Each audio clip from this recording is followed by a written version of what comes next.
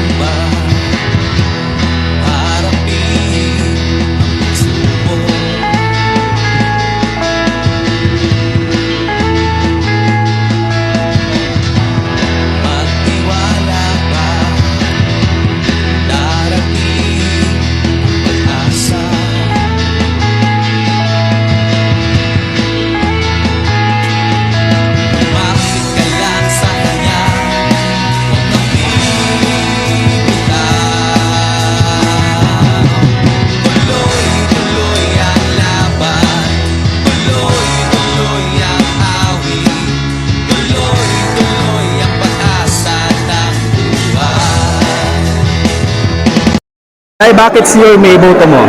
Ano?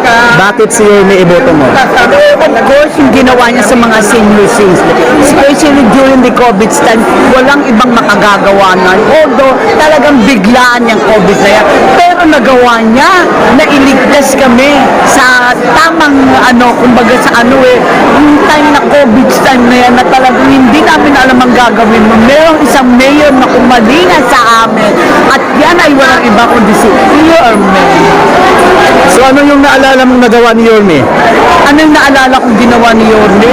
Na kahit walang-wala na noon, talagang tinulungan niya kami ng utang siya sa ibang inilagay niya ito, inilagay niya dito sa kabila, makautang lang siya para sa mga taong taga Manila. So last time, anong mensahe mo kay Yorme? Yorme, alam mo, nung una, hindi ikaw ang iboboto ko dapat. Although naging magkaklase tayo sa Master Hall, sa Public Hall, pero ngayon, nung ikaw ay nagsalita sa harap, walang kasing ikaw ay mahal na mahal ko. I love you, Yorme. Thank you so much, Nay. God bless you. Grabe. Nay, bakit si Yorme iboto mo? Nako, si Yorme, siya lang ang kaisa-isang mayor ng Maynila na ang daming nagawa in a very short time. Ang dami. Tapos yung aming high school, siya lang ang nagpapaganda ngayon. Alam ko, galing sa kanya yung brainchild niya yon, kasama sa yung mga pinagawa niyang elementary ng kay Almario, yung Albert Elementary School. Alam ko, kasama yan. Doon ako nag-graduate sa Ramon Magsaysay High School. So ano yung naalala mong nagawa ni Yorme, Nay? Ay, natutulog yan. Natutulog yan nung COVID. Natutulog talaga siya sa City Hall. Tapos, kahit na hating gabi, yung mga pulis, ini-inspect niya kung nandun, kung nakapwesto yung mga pulis. Tapos noong kasi nag-duty din ako noon ng madaling araw sa airport, Manila International Airport. Maayos ang Maynila. Tapos pagkatapos din niya, medyo may galaw na hindi na maganda. Tapos doon sa Quiapo, pagkaalis ni Yorme, nagkakagulo na naman ulit. Hindi kasi, samantalang nung siya, ang ayos-ayos ng Maynila. Na kaya bumalik ka na, Yorme. Ikaw lang ang mayor ko, ang gwapo mo pa. So anong mensahe mo kay Yorme, Nay? Yorme, bumalik ka na please kasi ikaw lang ang pag-asa ng Maynila. Pero kung ikaw sana ang presidente ngayon, naku, ibang-iba sana ang Maynila. Sayang talaga, Yorme. Sana takakin mo ulit yung tinahak mo noon, maging presidente ka ng Pilipinas. Kung paano ko yung simulan. Ano sabi ko? Mayaman, middle class, mahirap. May sakit o wala. Botante o hindi. Bakit ko inisip na isama sa polisiya, botante o hindi? Bakit?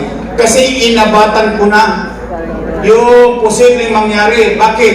Yung matanda, patuloy na tatanda at magkakasakit.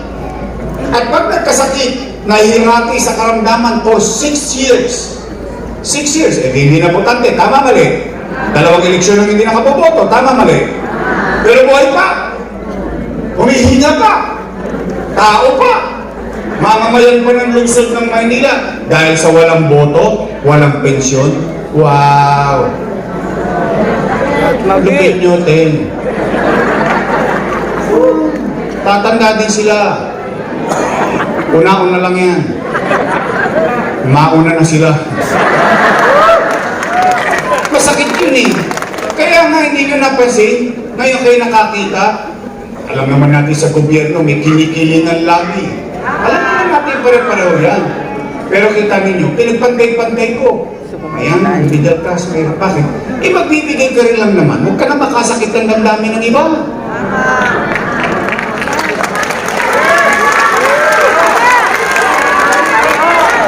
Ito, masakit sa lahat. Halimbawa, asawa mo, inaaruga mo. May sakit eh. O, inaalagaan mo, binibigay mo yung pagmamahal hanggang sa huling hininga niya. Dahil lang sa hindi nila mapakinabangan sa politika, wala ng programa. I mean, let's put that in the right perspective. Eh kung magulang nyo pa yun, 90 anyos, 95 anyos, eh dati-rati nakatatanda. Dahil wala nang pakinabang, scratch ka no. Tay, totoo ba? Wala na rin yung gatas na issue. Totoo ba talaga to? Totoo ba yung sinabi nyo kanina, pilitan daw ng stick o? Galit talaga sa inyo. Yung binibigay ko, gatas, para lumakas kayo, binigay sa inyo, diabetes. Tay, totoo ba wala na rin yung brown rice sa black rice? Alam niyo ba yung story ng black rice? Napagalitan pa ako ng matanda ka. Ikaw, hindi mo na kami mahal. Pero matanda yun, ilab na labis, full spoon sa akin yun. Yung binigay mo sa amin, bigas, ulit pa. Umaitin na, makunat pa, mahirap pang lutuin. Siyempre, I have to explain. Hindi naman naiintindihan. First time nakatanggap eh. Sabi ko, Nay, yan po ang pinakamasustansyang bigas at pinakamahal na bigas sa buong mundo. Ganun ba? Ang itim eh. Sabi ko talagang ganun. Nay, totoo ba yung cake naging cupcake? Totoo? At alam nyo, nung isang araw, nagtanong-tanong ako, marami daw hindi na nakakatanggap.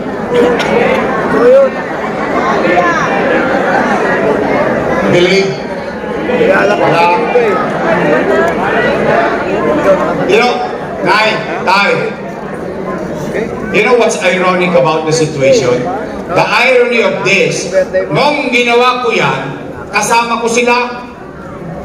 So what I mean is, alam nila ang dahilan. Alam nila ang purpose. Alam nila lahat yun. Bakit? Kasama ko sila gumawa nun eh. Why change it? Bakit kailangan pagdating sa senior, babawasan mo? Pahirapan pa.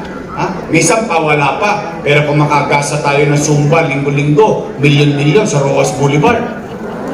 kumakagasa tayo ng passion show sa City Hall, milyon-milyon. Pero pagdating sa matanda,